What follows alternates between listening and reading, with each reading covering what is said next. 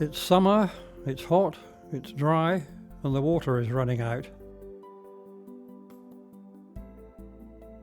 This is called water stress. Climate change is increasing the frequency of droughts.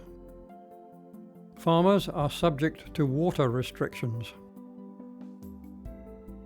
Depending on the crops they grow, the permitted quantities are insufficient for some farmers, while others are left with large quantities of water that they do not need.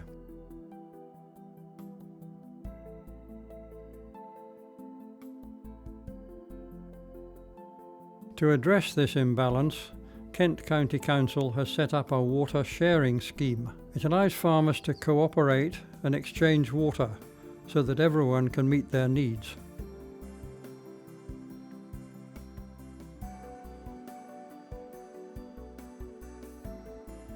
It is an easy-to-use app that connects farmers in the same region.